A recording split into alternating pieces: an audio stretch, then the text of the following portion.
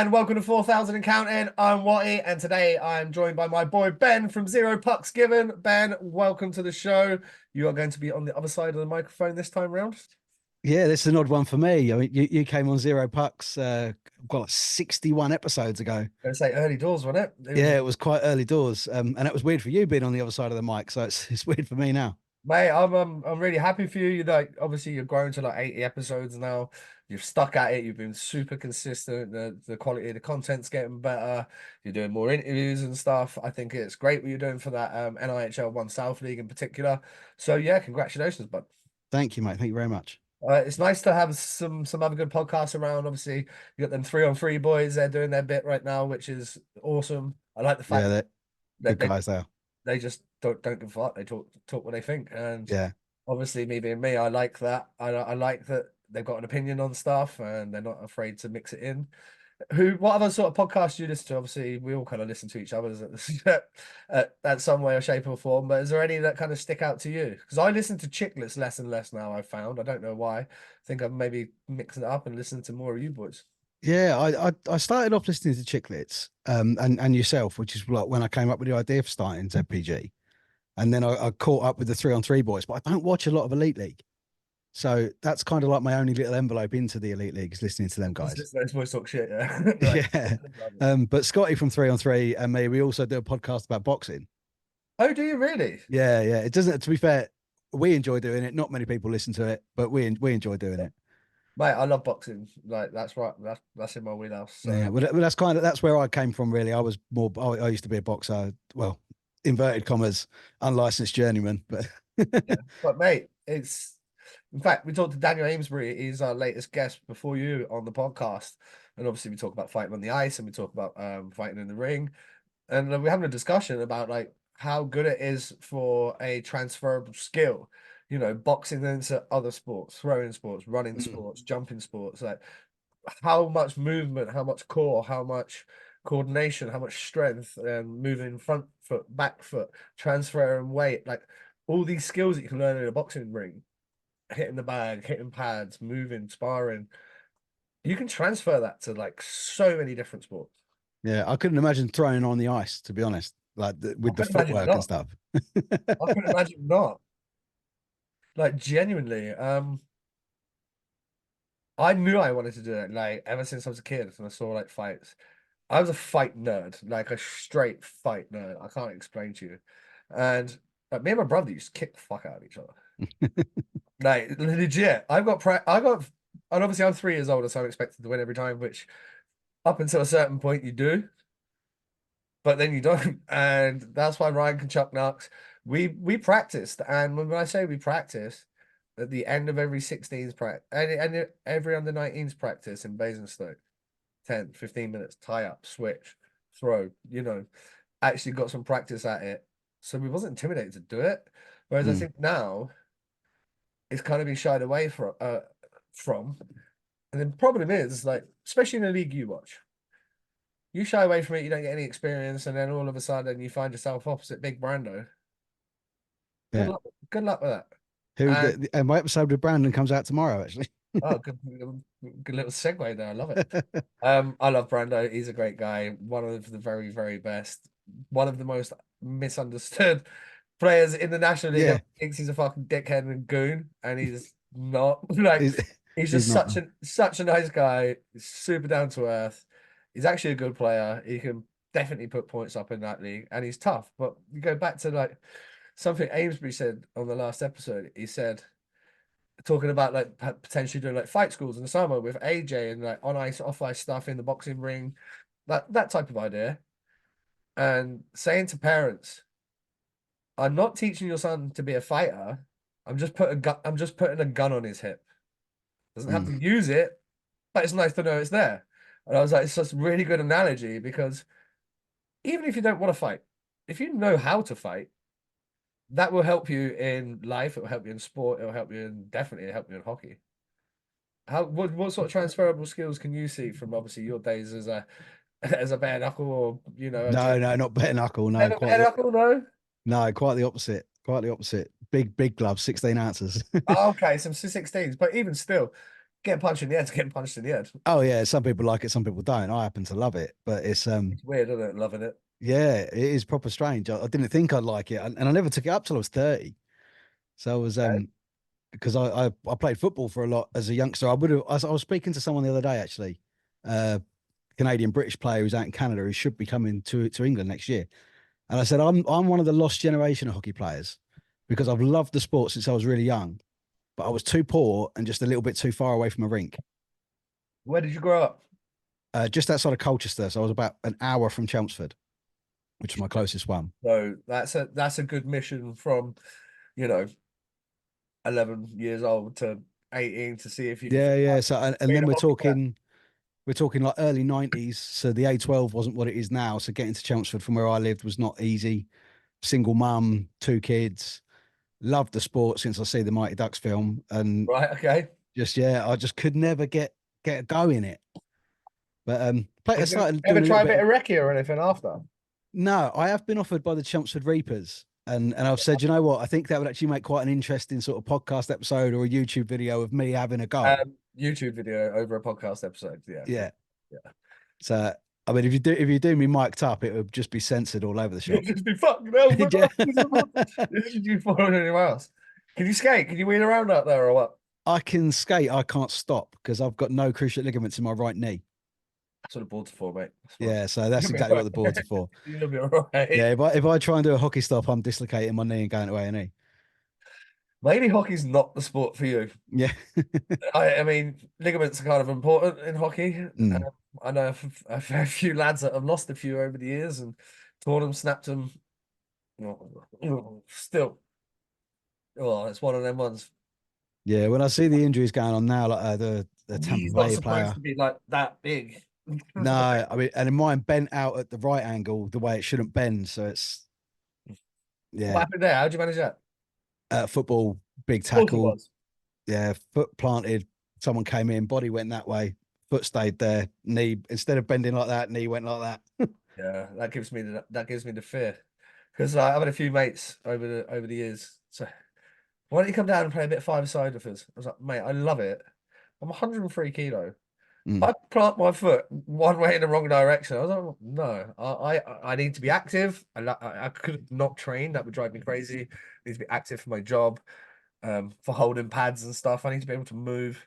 I'd love to go have a kick about with the boys, but the one thing that concerns me is blowing my knees up. Yeah, no, and I was 24, and that was me done. Savage, mate. But yeah, Savage. so then 6 years later, I started boxing after doing an awful lot. I had no op, just all manual rehab. Yeah. So my quads are massive, but Yeah, just they're been smashing the rehab. just holding my knee together. Yeah. Well, do you know what? I listen to a lot of Joe Rogan, and Yeah, I love Joe Rogan. I would love to go to the Ways to Well clinic. He talks about that a lot, and the stem cells and all sorts of stuff. Like, obviously, when I injured my hip at 26, so I was playing for Peterborough, and it was when MK was still playing at Coventry. Tried to wrap around the back of the net, and the D man went to poke check me, but he poke checked my left skate. So I kind of did the splits. And with that, my pelvis threw off and my hip came out. Like, and it was like here. Instead of being in the socket, it was out here. It kind of went back in. And when it went back in, any of the other shit that was there was going with it. So it went with it. And obviously it was agony. Didn't really think much of it. Groin was hurting at the time. Right above your ball sack was hurting. Literally everywhere was hurting. So it was kind of tough to differentiate where the real pain was. But fast forward, like I get my pelvis put back in, I'm getting acupuncture, I'm getting all this stuff, and then I get sacked from Peterborough in mid-treatment. Luckily for me, I got put in Mount Alvernia, who still sponsor the Flames. It's a private hospital in Guildford. And they was like, yeah, you're still so far out of alignment. Your pelvis is off. They did that. My hip then moved again. Anyway, long story short, they wanted me to have a hip replacement. That was when I was 26. I'm now Wow. 37. Haven't done it, but I would love to try some stem cells. I would love to try some peptides. I would love to try some of these things that could potentially help me where I don't have to put a fake hip in at Mm. my age because I plan on being active, I plan on doing stuff. And they say if you're active, You blow through one of them things in like 5 to 6 years. I'm not getting fucking hip replacement every 6 years. Nah. No, mate. No, no, no. Like, I get why you didn't go full op, but do you regret not going full op, or do you feel like you have enough movement now that you can still do the things that you want to do? You can still work, you can still do everything. Yeah, yeah. It doesn't interfere with my job. I do a boot camp on a Saturday morning with my missus, who's a PT. I play squash on a Friday Okay, so night. if you can play squash, mate, you're good. Yeah, I take it easy. I know my limitations. But that is a ruthless sport that people Mm. do not understand. If you've never played squash and I told you what it was, you go, "Oh, that sounds quite easy. Yeah, I'll have a go at that." Yeah, yeah, You go play squash against someone that knows what they're doing, and you are going to get beasted beyond belief. yeah. Like, it's worse than a boot camp. But yeah, no, I can keep myself relatively fit, but I just don't like to anymore. You just don't want to, yeah. It's not that you can't, it's just you don't want to. Just What do you don't do? want to. You got a manual job as well, though, right? Yeah, yeah. I mean, we spoke yesterday Yeah, we you had a had the hard video hat call, on. didn't we? I maintain car washes, Oh, so okay. I'm like a electromechanical engineer. All right, that's above my pay grade, lad. So Did you study to do that? You go college, uni, no, to no, do not at that, all. It's or just experience. I've been doing it for well, not car washes, but electromechanical engineering. I've been doing it since I was like 19. So, and okay, so I'm you've had a good go pushing round 40 it. now. Yeah, Were you 40? nearly, Nearly. I'm nearly next year. I'm 37, unless my golf club's watching. I'm 35. Cheaper bracket, but the like the age thing. It was funny talking to a client in the gym today. I was like, maybe as you do get to like that sort of age, things do start fucking hurt. Yeah, It's like a little bit more. Like talking about like hangovers and stuff like that. I'm not a hangover guy. I never really have been. But I know some of my friends now, like they have a drink on a Friday. That's them until Monday. Like mm, they're right. But yeah, I remember them being 20 and not going to bed for like 4 days straight. Like they were yeah, just, being fine. yeah, and absolutely fine. You see them like at work on Tuesday. And they're like, all right, mate. Yeah, no, I was How teetotal for 7 years. So by the time I come off it and I started having a drink again, one drink, I'm flying, and I'm feeling like crap for 4 days. Oh, really? How did you go? Abe, why did you decide to go teetotal? Were you drinking a bit much, or Yeah, yeah, just drinking too much, and it was it kind of all went round with after having the knee injury, and then I couldn't play football anymore, and then obviously I couldn't do anything. I couldn't run. I couldn't do anything sort of fitness. A bit more drinking. Ended up putting on loads of weight, and then the boxing came from my mum and dad live in the Canaries, and my dad popped over for a surprise visit, and we all went out for dinner, and my wife took this picture, and it looks like my wife's not in the picture because I ate her. because you just chow down? Yeah. Yeah, I'm just like enormous, and I'm only a little guy. I'm only like 5'8", so it was quite obvious. So What then I was you thought, like, right, 5'8" by 5'8"? yeah, I must have been. Yeah. So then I sort of started. That's when I started the boxing. I got myself down to like just over 10 stone at one point. So Oh, it was, really? Jeez. yeah, I got myself down really, really light. Suppose if you're 5'8", you can probably carry 10 stone. Like a lot of these guys that are fighting at that sort of 147, 155 are 5'8", fast 5'7", and Yeah, yeah, so it does show your frame can carry that at that height. But do you feel a bit better with a bit more weight back on though? yeah. I like being a bit cuddly. Yeah, get a little squeak, get a Keeps you warmer as well when you're watching hockey. It's always fucking cold. little always, mate. Amazing stuff. When I was a kid, Basingstoke was in good condition. It was never cold, ever cold. And then, fucking hell, the last 2 or 3 years have been ridiculous. Have you seen the state of that gaff? I've not been in there. I've driven past it actually a couple of weeks ago. I was down that way, Oh, but mate, next time you're down there, what was you doing down here? Was that a bit of work or something? yeah, yeah. It was a Shell garage at Sainsbury Buck or something like that. Is it Sainsbury Buckton? Okay, so yeah, you wouldn't be far away at all. No. But yeah, next time you do it, hit it up. We'll grab a coffee or a beer or something. That would be nice. The yeah, the rink, mate. I went in there for the NIHL2 last weekend, and that is the first time I've been in there since the end of the Bison season the previous year, so April 2023. Nothing's been done. No. It's got worse. It's it's quite frankly embarrassing, man. Like that was my rink. That was like the thing I was most proud of in my life of being a kid, growing up from basics to the Bison all the way through. Didn't leave. Now you see the kids now. It's rare that you see many kids be like one club from the first time they strap a boots on until the first time they whack a pro puck.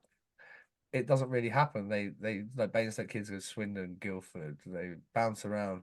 They might come back and go to the Buffalo and enter the Bison, however they do it.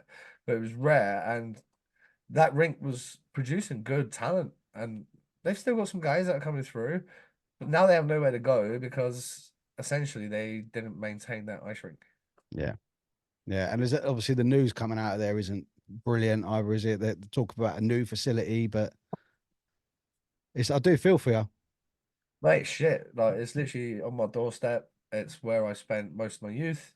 Even as an adult, when I started coming back to hockey, I reckon for about 4 years after the ban, I literally didn't step foot in the rink. Couldn't give a fuck. Like I was just like, oh my God, this is what I haven't had a weekend since I was born. Like, Yeah. do you know what I mean?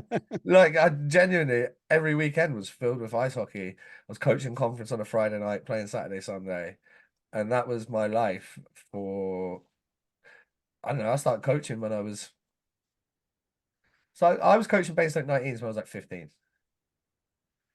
I was doing hockey basics when I was 15. I'd already been playing started skating with the Bison when I was like 13, 14.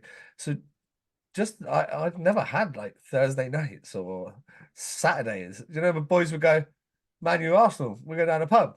I'd be like, all right, yeah, I'm there.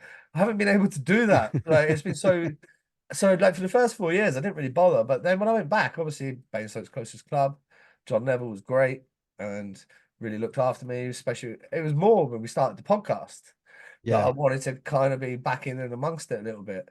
I also didn't want to take the piss, like hey, I'm banned and then all of a sudden just be around all the time. Kind of wanted to let sleeping dogs lie a little bit.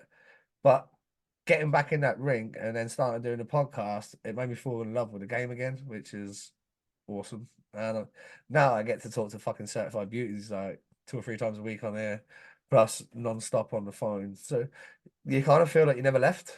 Yeah, I can see that. It's since obviously I'm not a long time involved sort of in the sport, especially in this country.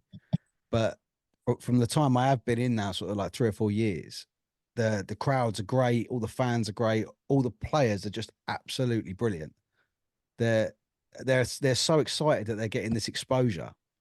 Yeah, it's great. And yeah, everyone's just they're so friendly. And like you say, people could look at Milesy and just think he's a thug. He's not. The geezer's an absolute beaut. He's really nice. Terrible turkey teeth. Yeah. Come on, Brando, with your big turkey smile. The most dangerous smile in the NIHL One South, that is. Yeah, don't smile back. Yeah, you know it's coming if he's smiling at you. Yeah, I know. But That's what I like about Brando though, because he was just that generation too late. Because if he was in my generation, he would have had me, Muzzy, Kurt, Grant, Wiggy. He would have had just like and that's just dance partners everywhere. top of my head, like everywhere. You would have went up to Sheffield, you would have had Pisey, you would have had fucking 3 guys there. You would have went over to Telford, you would have had guys there that were winning takers. But now, less so. But he loves it. He Mm. enjoys fighting. And when you hear Daniel Amesbury talk, I know you haven't listened to it because we jumped on the minute that the The pod, minute it went live, yeah. the minute it went out. But he talks about fighting with a passion and you're allowed to love it. Why can't you love it? Loads of people love it. Boxing and MMA are the two of the most popular sports on the planet. Yeah, and it's brutality. It's beautiful brutality. Yeah, of course it is. And if it's two winning combatants, I have zero issue with that. Anytime, any place. Yeah, absolutely. That's a big thing though. The way the game's changed, you see more in the NIHL one than I do. But let's get into the bands. Let's get into the bands, mate. Mm. So kind of hard to keep up for a Yeah. start. But, like if one or two is ridiculous a month, you could live with that when you're doing a pod. You can talk about it a little bit. I can't keep up, mate. There's so many wild bands getting handed out, and then you see the play, and you're like, how, what, where, why, when? You had Dust Flanagan on after Yeah. his band ended up. They took a few games off of it. What did you boys get into when you had him on the podcast there?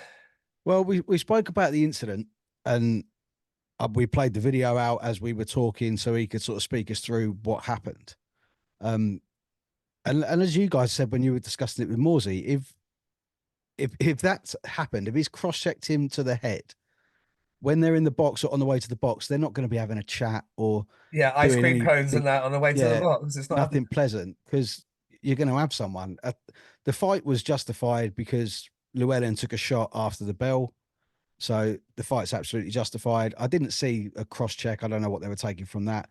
And having spoken, 500 quid is what they're taking from that, mate. yeah, yeah. And having spoken to Darcy recently, he said playing in this country made him fall out of love with the game. And Ouch. from an import, that's horrible to hear. Ouch. Because this is the last thing that we want. And what we want is guys to come over here and go, fuck, yeah, you need to go play in the UK. Because Yeah. we've interviewed guys that have played in different countries. And they're like, oh, I wouldn't go here again. I would never go there again. Like, I would. And then they tell you horror stories. So guess what? When they're telling their buddies who also play, that's exactly what they're going to tell them. It's the first Yeah, thing. First thing. They could have had 90 good experiences, but if those 10 shit experiences outweigh the 90 good ones, that's what they're telling people. that's what they're telling people, I'm afraid. You never, like, you might say to your pals, oh, really good fucking steak last week. But if you had a really shit steak last week, you tell everyone. They'll go, oh, I'm going to go to that restaurant. Oh, fuck. Yeah, yeah, be all over your socials and everything because It's negative. yeah. Uh, like, we do a Well, that's podcast. the thing with the DOPS. It's become such a negative thing Mm. that it spreads like wildfire. Like as you say, it's not one or two a month. This is 4 or 5 a week. I had to create a new DOPS section in the blimmin' roundup episode of the podcast because every week I've got 3 or 4 players that are all getting banned. It's wild, mate. And the thing is, like, so here's the point that me and Mark brought up the other day. So let's say you have Lee Bonner, because I'll use him. He just got an 8-game ban, right? Mm. Clubs are businesses, right? The clubs are businesses, and fans pay to see their team, but they also pay to see their favorite player. And if you're without your favorite player for 4 home games because the league have made a horrific call on something that it shouldn't be, you're taking money out the club's pockets. Because if that fan doesn't turn up because you're not playing, you're taking money out the club's pockets from what's essentially that we'll use Bones' hit. I thought it was a good, clean, hard body check by a battle smurf who happens to be built like a British shithouse. Mm. They come to 8 games on that. That means Hull without him, 4 home games, maybe 5, depends on the schedule. That could end up being loss of earnings, loss of revenue. Yeah, and it's that's the thing with a lot of the stuff that they're doing. I mean, obviously we've both spoken to Daniel Smith from England Yeah. Ice Hockey.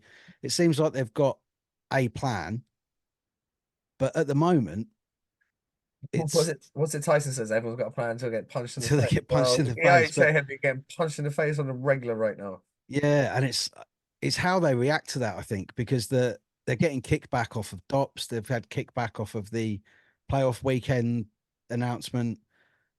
They're getting kickback from an awful lot of places, and it's very hard for them to try and find some positive The in what one they're doing. positive they've got going right now is the fact that the England 13s at the Quebec tournament. That is a positive. Mm. Good news. It's good. I'll follow it on Ben Pitchley's page. Follow it on England Ice Hockey's page.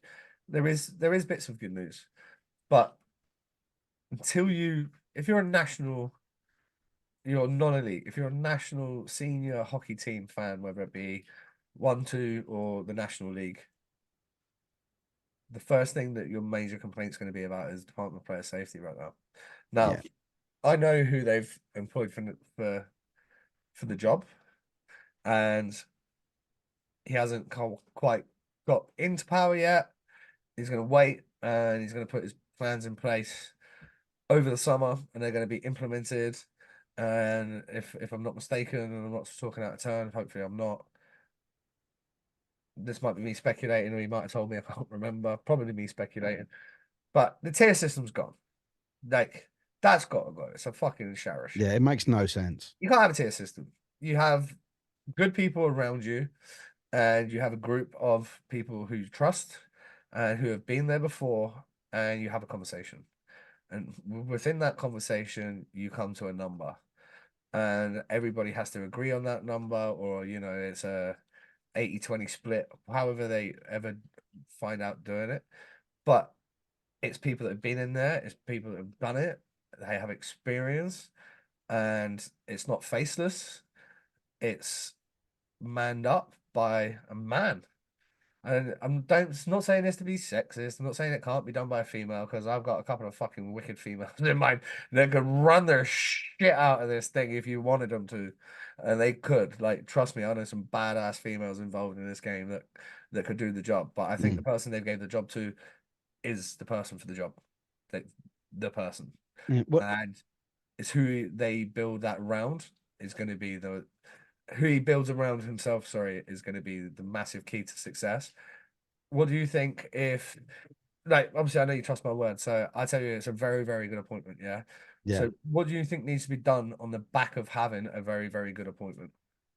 Well, as you say, building a good team around it, because we've all questioned who is it that's making these decisions. When you watch the video, who is that that's voicing it over, and do they know what they're looking at? And then the whole George Ellison thing, which is Fuck that beyond guy. mental. But like, we're not getting videos with a lot of the stuff that comes out. I'm going. I've scrolled back now to the Stretton Redhawks Invicta Dynamo's game in January, and Josh Martin got tier 3, 20 games for a check from behind I haven't with seen no it. video explanation. I haven't seen it. No, I haven't seen it, and would love to see it. I mean, I'm sure if I text my brother, I can probably get one that's gone around a group chat or something like But that. we all know what we're going to be expecting to see. If he's saying 20 20 games, games. I'm is he expecting to see him. spearing him from behind and I'm spit expecting. roasting him with the stick? I'm expecting. Yeah, I'm expecting a violation, mate. Yeah.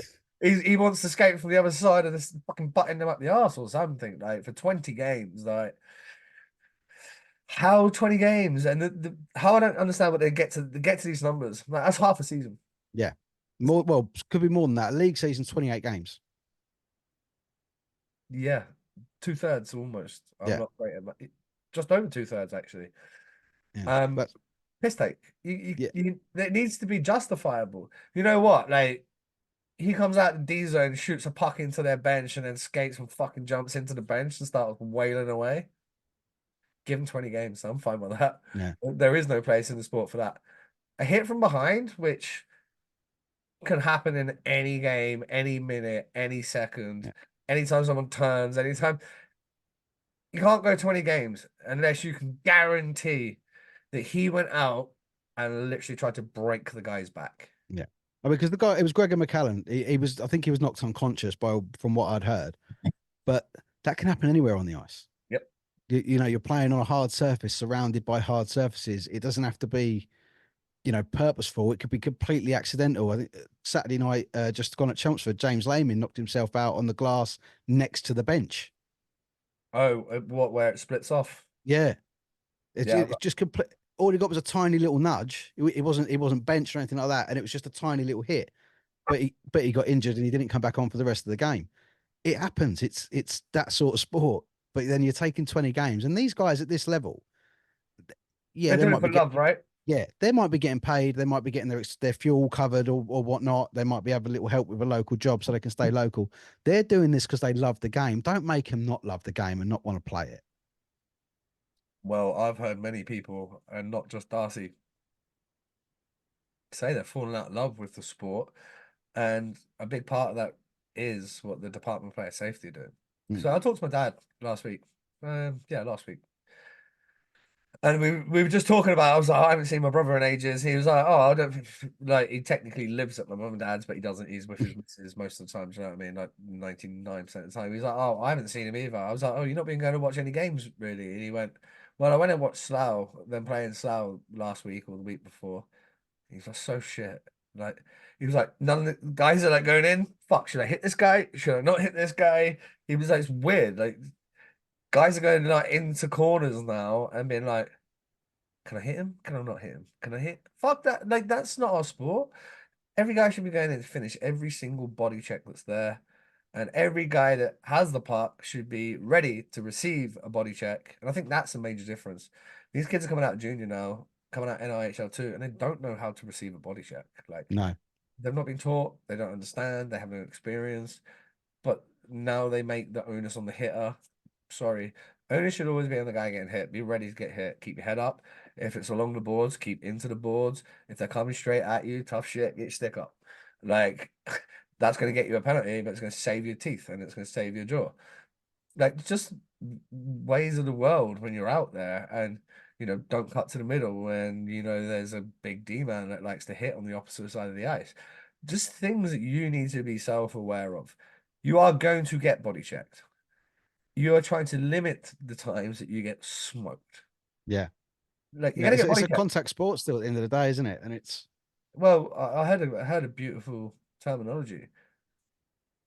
Football's a contact sport. Ice hockey is a collision sport. nice. And it is. It is a Yeah. collision sport. You've got two big men skating at each other, all women skating at each other. Less so in the women's game because it's not, full body checking. There is contact in that sport.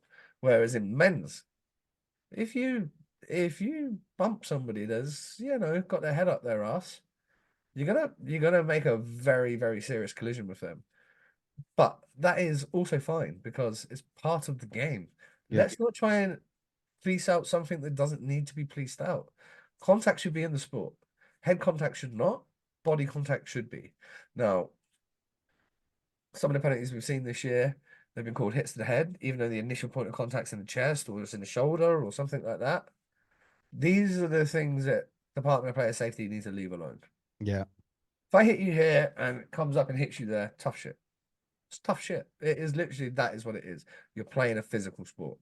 If I come in and hit you here, ban me. No questions asked. Like, no initial point of the contact being the head. I think they do that. You'll start seeing more physical games, which makes more entertaining games, more turnovers. The D man's like wondering if he's going to get smoked when he goes back to get the puck. He fumbles it. Like, hitting has a lot to answer for in the game in terms of positivity. Absolutely. And it's something when I spoke to Pete Wynn, who's now part of England Ice Hockey as a coaching director, he said it's something that the juniors need. They need to be taught how to give one and how to take one. As you say, more importantly, how to take one. That is the important one, mate, because that's Yeah. what that's the one that hurts. Saying that though, again, some of the worst ones I've ever made. I remember I was in Slough and I was flat-footed, completely flat-footed. It's on the blue line, and I was backing up briefly, like half a step. And when Darius Paskowski came, cut off the wing, and he cut in front of me, and I was like, I've got to hit him. But I wasn't moving, and Darius was tearing. And I remember him skating into me, and he's going, so fucking Soul hell. leaving your body. Mate, left my body. Literally, it disappeared. And I was thinking, that's my fault. That we got back to the bench. I wasn't mad because he hit me. I was mad because I wasn't fucking ready for the hit. Like, I knew that was the only play I could make there. If I tried to fish on Darius on the blue line, he puts it through my skates, goes forehand, backhand shelf, Mm. and then I'm getting in trouble. So it was like make the hit, but again, it was my fault. I should have took a fucking step. I should have gave myself a little bit of space and gave myself enough time to get a little bit of momentum into making a body contact. I did not do any of those things, and the price to pay was all the oxygen in my body leaving very, very, very quickly. But guess what? You learn from that. Does it hurt? Yeah, that hurt. It's probably like getting a body shot in boxing, like someone hits you with a clean body shot and you just go, Mm. like, Yeah, I've been stopped by one or two of them, and you're tasting it into the next couple of days. yeah, it's one of these. Like Yeah. it comes from deep within your soul because it sucks. But it's what that sucking is what you're learning from. Because if that didn't hurt, you do the same thing again. And you learn from it. And this is why when Pete's saying when you're a youngster, you have to learn these things. And if you experience that at 15, guess what? By the time you're 18, you never want that to happen again. No, and a lot of these kids coming through, I think they enjoy the physicality of the game. Of course they do. It's an outlay for it's an out not an outlay. It's like a release, isn't it? Like an outlet for It's their fucking rage. stressful. It's a stressful, Mm. yeah. Like you're going through GCSEs, you're going through puberty, you're a moody little wanker. Like, you know what I mean? Like you're a moody little shit. You try to find yourself, you try to do these things. So same as the rugby, 15, 17, 18-year-old lads that play rugby. You telling me when they get into a scrum or when they go into a ruck and a maul, that ain't letting out a lot of tension and a lot of aggression and a lot of stress and a lot of everything. It's great for their growth and development. Yeah, I don't want to see it out of the game. We've been seeing bans coming out recently in DOPS 2 games for fighting. No other description of it. Not that it was, you know, fighting an unwilling opponent or third man in or leaving the bench to get involved in altercation. Just fighting 2 games. Well, let me use my boy Watcher as an example. I'd be really, really mad, right? If I was playing, let's say I signed for Streatham and I'm playing for Streatham and my boy Watcher there is playing for Oxford and he's like, what, you give me one? And I'm like, yeah, bro, let's go, let's go. And we chuck some darts, we go toe to toe, yeah? Ref calls 5+ game. No, 5 minute major for fighting. We both go to the box, fist pump, good fight, whatever. And then I get home and they're like, oh, by the way, boys, Department of Player Safety have banned you both for 2 games. I'd be like, Mm. wait. So me and him have a fight on the ice, willing combatants. We do it properly, helmets off, whatever, square off. No one like jumped the other guy, no one took advantage. The refs saw it as 5, yet you feel the need to jump in and make that 2 games each. That doesn't make sense when you put it in that way. Like you break it right down to what it is. Because chances are most of these boys that are fighting each other, it's gonna be very similar. Yeah, they know what they're doing. They know who each other are. It's not like these are all strangers. These guys have all been playing against each other for years, Yeah. and Yeah. they know who's who. They know who likes what and who don't like what. So it's. I mean, to be fair, Saturday night just gone, saw Stano Laschek getting involved, and he never gets involved. You say that, but I beat the wheels off of him in Milton Keynes once. Did Well, by the way, it was a fucking horrendous cross check from me, and I'm willing to admit that. It was on a penalty kill, and Stano's a great player. Yeah, when he was in Milton Keynes, you guys think he's good in that league? No, when he was in Milton Keynes 10 years ago, like he was the real deal, mate, real Yeah. deal.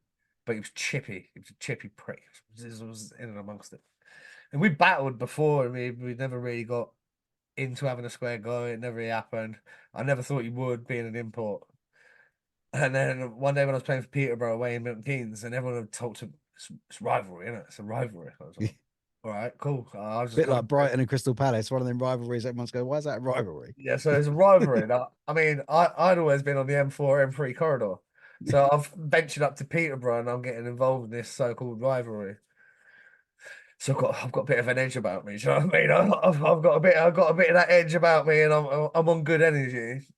And we're on a penalty kill, and puck's getting played around. There's a video out there somewhere, and if you watch it, cross-checking the lower back, it's pretty gross. And Stano comes out to the front of the net, and we've been battling earlier on, and I just come in off the off wing and I fucking cross-checking the lower back, and he gets up. And I knew like he wasn't really gonna want to fight me, but I was just like, boom. As soon as he got up, I was like, drop my stuff, like, let's go. And to be fair to him, he did. And it didn't go well. It didn't go well for him. But he showed me something that day. He showed me a bit of like he showed me a bit of and I was like, my respect factor completely changed for him after that. I was like, he's got a bit of bite, he's got a bit of fight, and one of them young cats in the fucking NIHL are gonna find out the halfway when he decides to throw down. Well, this was with Alan Lack. So Yeah, he's punching out of his weight class there a little bit.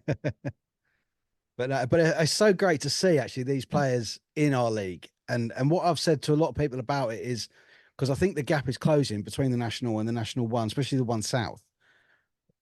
But it's only I don't think it because is, mate. there's just so many players playing in the south because of the traveling and the commitment in the national. Yeah, don't get me wrong, I do agree, but the Nationals getting so much better. I mean, don't get me wrong. I don't think there's any teams in the one south that could do what Solway have done. Streatham included, and I would argue this, and they're probably going to win the league again. But I would argue this is the weakest Streatham side in 2, 3, 4 seasons. I think they were when they had Michael Farn. You're obviously Yeah, I remember Farney. Yeah. you're obviously going to be strong. You got Kazi, you're going to be strong. I think my brother had one more hip. And there's a few other little bits and pieces. I think they're getting stronger now that they got their guys back that had been traveling. Ziggy had been traveling. Who else went with him? Scott Bailey. So they started the season without good chunks of the team. Seems to be getting back in. I think they're like strong, but if they had to play a National League team right now, I do genuinely think they get mauled. Yeah, it's like I say, I think Solway have done an incredible job stepping up there, and I know the Streatham guys are looking forward to because they're going to win the league if they beat Buccaneers, Romford Buccaneers next Sunday. They've won the league. So, Is that the statistics on it? I did yeah, put it up prior to us coming on here, and I didn't actually look at it. yeah, Shockingly. they're a point behind Slough, who've now finished all their games. So 2 points Yeah. against Romford. That books their place in Coventry at the end of April, and I know they're looking forward to playing someone different. I mean, I'm sure they are after Solway doing a number on them for the last couple of seasons. That first one for me, though, it was a joke. Ryan wasn't there, Vanny wasn't there, Yeah, it was like a 5 week break, I think, weren't there, from the end of the playoffs to that. and a massive break. Like it didn't sit right. Like the whole thing didn't sit right. Vanny got kicked out the weekend before an MK. Ryan was either suspended or injured, and somebody else missed the game. And I was just like, it's not, it's not right. Whereas the second year, Solway just turned up and fucking did the job. Like there was no Yeah, excuses. There was no we're missing. I'm sure everyone's missing guys. Everyone's bumped, but it was that year before when you're missing that many top guys. That's when it's different. If you're missing one top guy and one third liner and a seventh D man, no, it's fair. But if you're missing 3/5 of your power play, you're missing your leaders and all these things. They make a massive difference. And that's why it was tough to judge Solway's performance. I mean, they performed well on the day. Peter Gapper, the guy turned up and was an absolute stud.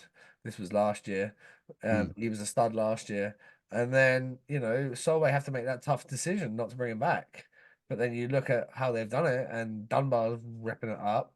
Arsenal, the defenseman, is the third highest scoring defenseman in the league, 38 points right now. And, Nolan Gardner has 30 goals and 60 plus points in 40 games. So their import recruitment has been great. yeah, And they've done a great job on it, haven't they?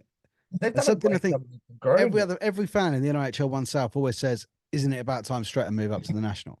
No, It's just not feasible. not feasible. Not financially feasible. No, not in the slightest. I mean, they're in If you happen to have southwest a London. business and you're one of these fans that keeps talking about and you fancy losing 250 grand a year for the next fucking rest of your life, then crack on.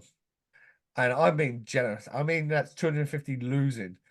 You're gonna have all the money you make, you're still gonna have to spend. So Yeah, you're gonna spend way more than 250. The rent, the houses, the travel in and about London. I don't know if Streatham or anywhere around that area is in the congestion zone, but that would be another expense. All these expenses have to be paid for. And if you've got 13 guys needing a house in, because like Streatham right now, there's like two guys that live in London. yeah. Everyone's coming in from Southampton and Basingstoke, and Yeah, like a few come down it's from Slough way. They're just, they and it's don't, like that all over the league. but the fans don't understand, and they're going, yeah, they're Streatham in name only. Like Yeah, it's not Sunday League. They don't all live on a housing estate. No, they don't all live in a housing estate next door. All these lads travel, and guess what? They move up a league. None of those lads travel. no, There is a very, very good reason why they're in the league they're in now. You not think my brother, Benny Newman, all these guys could go off and find a job in the National League? Of course they fucking could. yeah. Right. That's kind of my point about the gap is that it's more that a lot of the players in the one could play in the national, Yeah, but they could. the travel and the commitment just makes it impossible. It does make it impossible. It is very difficult, and especially some of these guys have got great careers outside of hockey. Mm, We look at like James Pentecost just signed for Oxford. A fucking pilot, man. yeah, Like it's a pilot in his day job. Go Vanny. I won't tell what Vanny does on here, but Vanny is a serious job and it made a lot of money. And then you've got other guys, even in the National League. Oh, I can't remember the RAF lad that plays. Oh, Adam Rosebottom that plays for the Bees. mm, Up until the Queen died, he was like the head trumpet guy for fucking the Queen. Like he's in the RAF band and like Mac always sends me shit. And it's always like Adam playing a fucking trumpet. Adam, sorry if I'm butchering this, man. Like I probably am. Um, but like serious job. So if they need to be off or they need whatever, they can do that in these lower leagues. Whereas Adam's actually now stepped back up and playing with the Bees when time allows. But we saw Alex Sanford, he's playing for the Buffalo. his RAF career has kicked off a little bit more now. So I was well shocked. I walked in the Basingstoke Buffalo game against Peterborough and Stampy was there. I'm like, why is this kid playing fucking NOHL too? But it's because it fits with his work. And someone messaged me and they were like, "Why? What do you think of like the Buffalo signing all these guys, ex Bison guys and all this, like buying the league?" I'm like, for one, they're all Basingstoke juniors. Mm. They all played for the Buffalo before they played for the Bison. And for two, we have no Bison, and these lads don't want to sit in the M4 at fucking 8 o'clock on a Thursday night anymore. Like they're done.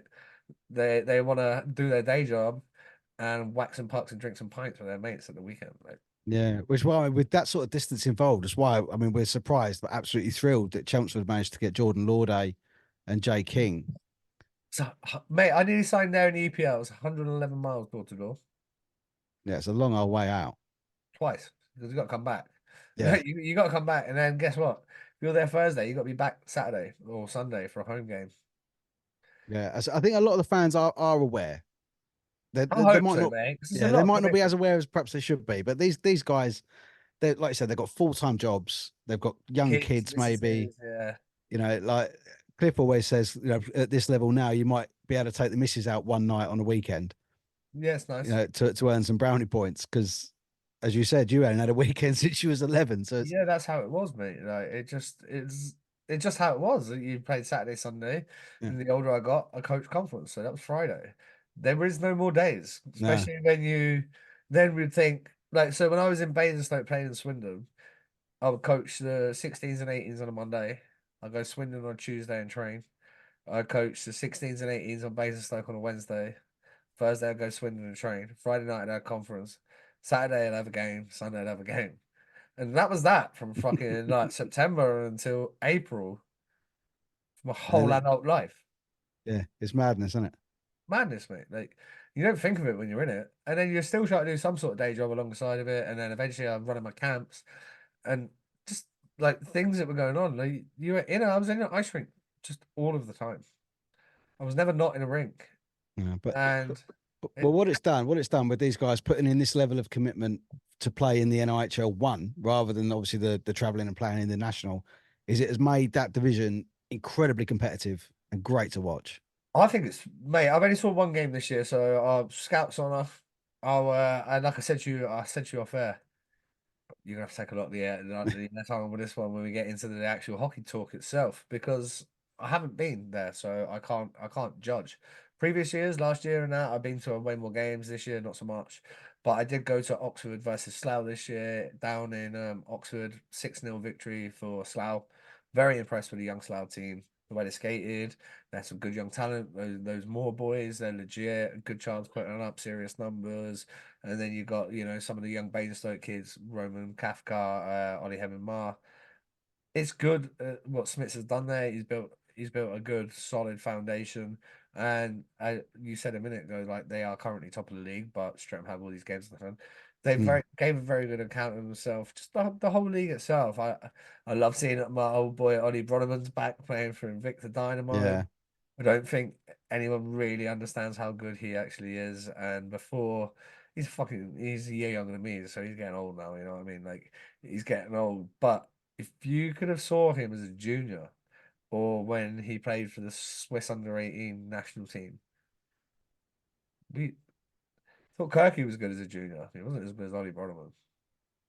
I yeah. promise. And I promise you that. Like he wasn't as good as Ollie Broderman. No, and it's up. It's just up the level, and no game now. You can't really go into any game in the Britain division and think, yeah, that's a win. That's an easy win because it does. It just depends how they turn up on the night. It's so competitive. Chelmsford went to Oxford Sunday night and were 3-0 down in 15 minutes, Yeah, I did and see and that. Oxford are having a shocking year. Oh, I've got a question about Oxford. Yeah, go on. Shannon, Darren, I still love you, but I'm going to give it to you for a little bit here.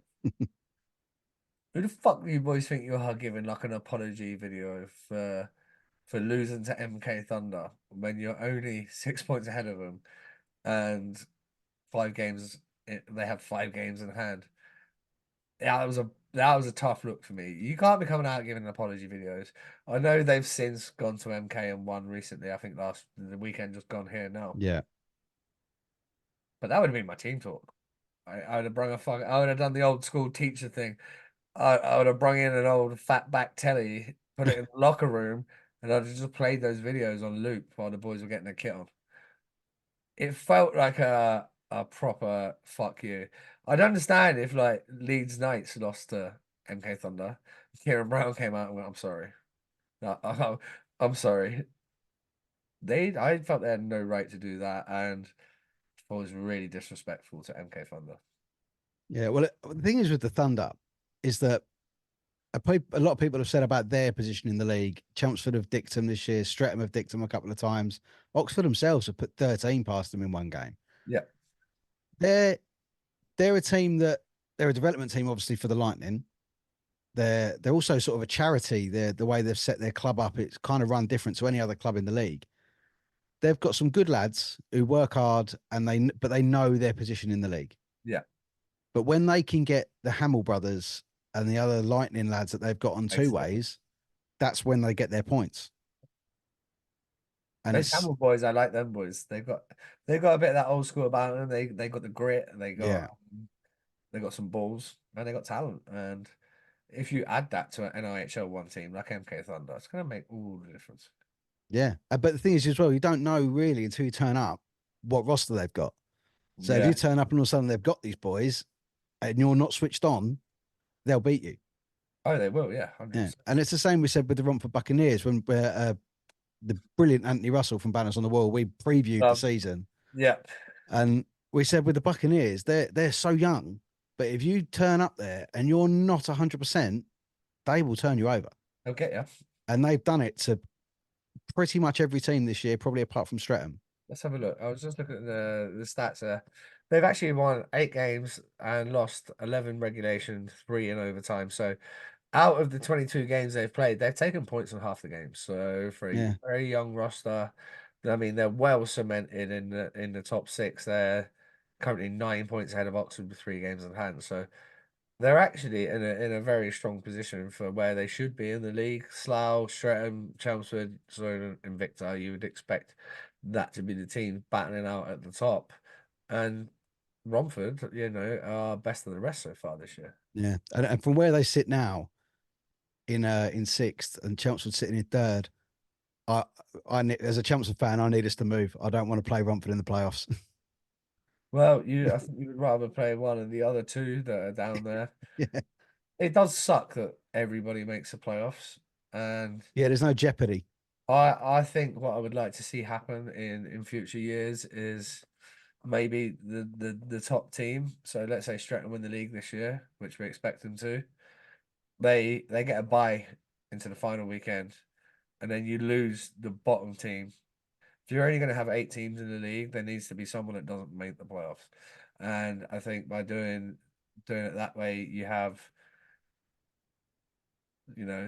Red Hawks go guaranteed through to the final four, and then you have the bottom team lose out because I think that should make the hockey more competitive.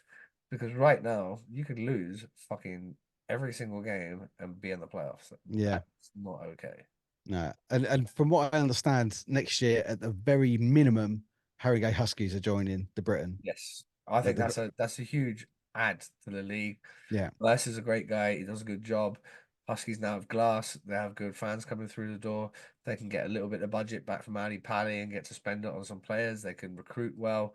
And I think there's no chance they finish bottom next year. No, I 100% agree. And but I'd like to think possibly at least one other from the Wilkinson could look at it and say, you know what, we can compete up there. I think that would be Peterborough, in my opinion. Guildford, if Guildford were going to move, they would have moved. Like they've had so many opportunities. They've I been think so. they'd struggle with the ice time at Guildford I to think play in that the Britain. that is the problem. And I think Peterborough, on the other hand, could facilitate that. They've got Nathan Pollard there now. They could build on it. They've notoriously brung great youth players through. I'm cautious of the time here because you do have to go and pick your daughter up. So Mm. there's one thing that I can't go without talking about is the combination of the NIHL 1 and NIHL 2 playoff weekends has finally been announced as Haringey. We put a video out a little while ago saying it was the up in the air. And I'm sure they like one of these when they think that I've got it wrong. Look, we always knew Haringey's on the table, yeah. We always knew Haringey's on the table. And it would have been sorted had you booked the fucking ice time when you said you were going to book the ice time, which you didn't. And like these are straight facts. I'm spitting, I'm spitting straight facts. But it is at Haringey. It is going to be a combined event. We are going to see early face-offs. We're going to see late face-offs. How do you feel? And do you feel that it's disrespect to both leagues? Are you happy it's on? What sort of side of the fence do you sit on? I'm kind of actually in the middle of it, and I don't really like to be that. And I've played devil's advocate with a lot of people that are having a dig at it. But as far as combining the two events, that's because the NIHL One South teams have only got themselves to blame. I agree. Because the last 2 years at MK have been, and I don't normally swear on my podcast, but they've been shit. That rink Yeah, holds 2,200 people, at least. and it's not even been close to a quarter full. No, I went the year prior to last, and I was actually shocked about the lack of people in there. Mm. And it's certain teams. Streatham travel well, Chelmsford travel well. Obviously, Streatham will be there. If Chelmsford aren't there, which they weren't last year, it massively affects the attendance. There was more Chelmsford fans than there was Raiders juniors fans there last year, and Chelmsford didn't make it. Yeah, it's wild, isn't it? So it's Whereas I think at the Palace though, you run into the other thing that could potentially be a problem. The Huskies regularly sell that fucking place out on their own. this is going to be the Bretham's problem. down the road. Yeah, They're gonna come. Invicta, Chelmsford, Victor Mustangs. There's enough places in and around that I personally think Streatham and fucking Huskies will sell it out on their own. they could quite easily. And to be fair, I would imagine Chelmsford would probably travel maybe sort of 200, 300 strong Yeah, to there. But I said on my episode when I sort of released that news that you'd be looking at the four teams from the Britain that qualify, the four teams from the Wilkinson, 8 teams, 1,200 attendance, we sold out. 150 a ticket, 150 a club, 150 tickets per club. Yeah, Having speaking with Scutsy from NIHL Stats, yeah. if they do it the same as they've done with the other playoffs and they offer tickets to every team, it's down to 35 tickets per team. Well, if that's the case, sorry, I got something in my eye. If that's the case, then they're screwed. And I the I don't mind the combined thing. No, I don't mind it. It's I it's a don't long mind day. The, what the early face off whatever. and the late face off is a nightmare, but That is the one thing that I do really mind. The player safety aspect. None of the boys should have to get up and have 11 a.m. face off. This isn't Sunday League football. It's their Stanley Cup final for a lot of these guys. mm, And I think unless you're gonna, are you gonna fund some teams for some hotels? Are you gonna put up at your end and actually help the guys and help the yeah. club? Well, I said to Especially Milesy, I was NHL too, mate. It's fucking pay to play. Like, yeah, I started looking because I mean they've not put out anything about media accreditation yet, so I've not been able to apply for that yet. So then I'm thinking, am I gonna have to buy a ticket and then apply, and if I get it, sell my ticket or whatnot? Because I don't want to miss out. no, of But then course. I'm looking at hotels for a Saturday night in London. Admitted it's not the Easter weekend as you thought it might be. It's the weekend after. Yeah, they've changed it. But I'm talking Probably 240 changed it quid. to the podcast. Sorry. Well, the way the season's lined up, obviously, because we missed the week after Adam Yeah, Johnson, the quarterfinals are going to fall on that yeah, Easter weekend.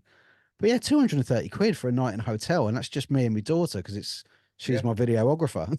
yeah. It adds up real quick, mate, and it does. Could have been anywhere else in the country, and it would have been probably fractions of those costs. Yeah. Well, I said the only other place it could have really been was Cardiff. I would have liked it to be in Cardiff. Cardiff would have been great, and with Todd Kelman at the helm there, running not only the Devils as GM but also the Rinkers GM, that was a thing that could have probably happened had Mm, the Elite League playoffs not been going on at that point.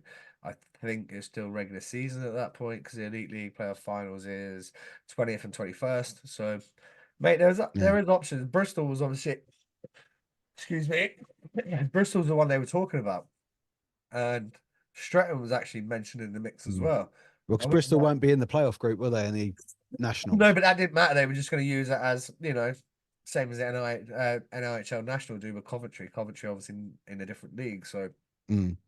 think that was going to be more of the look. Oh, God, I don't know what I just swallowed there. I feel like I swallowed a golf ball. But yeah, I'm glad it's at Ali Pally because Ali Pally is a good facility. You got a bounce. No, not quite yet, but yeah, Yeah, she's telling me to keep an eye on the time. yeah, mate. We'll wrap it up here. But I'm glad Ali Paddy's got it. It is a good facility. They've got plexi in there now. It's cool. It will be rammed. It should be a great atmosphere for the guys that do go and they do play. But I still have issues with the timings. Yeah, but the thing is, if you put 4 games in one day, there's only so many hours in the day. I do get it. Yeah, I do get it. So that's why maybe they have to go back to the drawing board. Maybe they have to try and make sure they promote the events correctly so that they can have separate events, or Mm, if they are going to do it, they do it at a bigger facility so you can bring more fans in the door. yeah, I think I you have think this to, will be an experiment. it will be, but the problem you'll have is, as I say, Huskies and Stratton will sell this out on their own. So is it a false sellout? Yeah, Like, is it a false sellout? Because Huskies generally bring about that many people in their games just yeah. through the There's only Ali one Pally block of website. seating, Yeah, so it's will the seating be more than the standing in the cost? Will there how they're going to? I mean, I know you don't really need to separate the fans in ice hockey. It's not like idiots no, it's watching not football, football. Right? but it's yeah, it's a lot of questions still over how they're going to do it. I think it's interesting. I don't think it degrades either league. I mean, as you say, last year the NHL two sold out Ali Pally on its own, and that was brilliant for the lads that were there. The Mustangs, I think, won it in the end. Yeah, they did. Um, but this year, as you said, you could potentially have Champs for Chieftains, Champs for Warriors, Invicta Dynamos, Invicta Mustangs, all sort of coming to the same Yeah, venue. of course. And I just whether it's going to be big enough, I think it'll be a great weekend. It'd It's be going to fun. be Yeah, 100%. and I really do hope I get to go and cover it. I really do hope they're able to stream it as well because I there's going to be a lot of people that are not going to be able to make it. I think it'd be a missed opportunity if they don't stream it. Mm. Plus, I've put my hand up and said I want to have a go at commentary as well. Um, I've done it a couple of times. It's fun, but I'd rather watch the game. Like, Yeah, I don't know. I know our boy Ant's doing it. I know Mac's done it. I know like there's a few of the guys that have got into it and done it a little bit. I prefer to just watch the game and enjoy the game and not have to talk about it. I think myself and Mark are talking about perhaps getting, and this is Kevin Ferguson's idea where we get some content, we get allowed by certain clubs, whoever it will be, to kind of live stream their stream a little bit and just do some alternative commentary on top. yeah, 4,000 counter style, right? You know what I mean? It's not going to be diamond play for play, but it's going to be some opinions in there and some real life stuff. I think that would interest me. The actual commentary itself. It's a lot of concentrating, man. Like I don't know, ADHD could do that so much. A period here or there I could do, but like as a guest, I've done that a couple of times as well. But yeah, mate, all the power to you if that's what you yeah. want to do. Well, Like, it moves on to something that you guys put out a couple of votes about. One was women's game full check-in, which I kind of said, yeah, I'm bang up for that if oh, they're up for that. You know, they're doing it in the PWHL now over in the States. love it, by the way. So, and they're going to have to catch up with that at some point over here. And the other thing was streaming of the lower leagues of hockey on YouTube. Yeah. And I think that absolutely has to be done. Well, look at the darts, mate.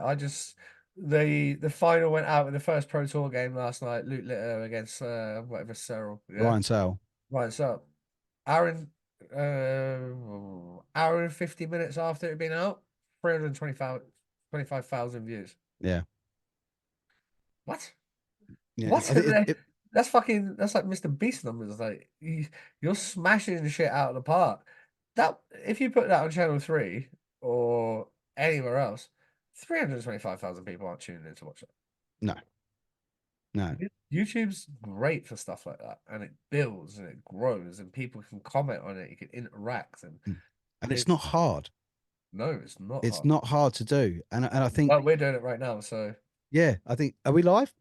no, not Oh, live. are we? No, so, no, I'll give you a fucking heads up before we go live, mate. No, no. No, but what I mean is this is going to be out on YouTube. It's very simple to do. We've got Zoom here and then a couple of little editing softwares, and it's on YouTube. Yeah. Streams a little bit more difficult, but still not difficult. No. Especially with people that are in the know, they have the camera equipment, they have the something to facilitate it, and ice hockey in the UK, we all stream our games anyway, so you have the facilities to do it. You Yeah. have the cameras to do it.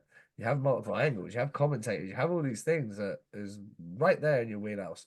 But instead, you rather put it behind a paywall, and the paywall is not helping grow the sport. What I'd like to see, this has kind of been my long-term ambition from starting the podcast right off, because I just started talking about Chelmsford Chieftains. It's obviously grown. I've spoken to people from sort of other sort of walks of ice hockey. We've had Mike Ducks people on. We've had Sam Chima, who you had on before. Cheems was absolutely brilliant. If we can get it so that it's getting to more people, as many people as possible, if just for the first year, make it free. Get a corporate sponsor on to get so everyone's got the same equipment, stream it for free, get it out there. When the product's right and you've got people in, then have a little charge. Your money will come back. Right, I'm going to let you go, Ben, because you've got to go and pick your daughter up. Yeah, I really appreciate your time. Ladies mate, and it's been a gents, pleasure. make sure you go and check out Zeropucksgiven on all the Spotify, It's Apple, everywhere. Yeah, everywhere. Yeah, like much the same place you'll find us. And yeah, guys, ladies, we will see you again for another episode very, very soon. You haven't checked out Daniel Amesbury, do it right now because it is hilarious. He's a good guy, he's a good egg. And then go check out Mr. Brandon Miles on Zeropucksgiven. Ben, thank you very much for your time. Go pick your daughter up. Ladies and gents, peace out. pleasure, mate.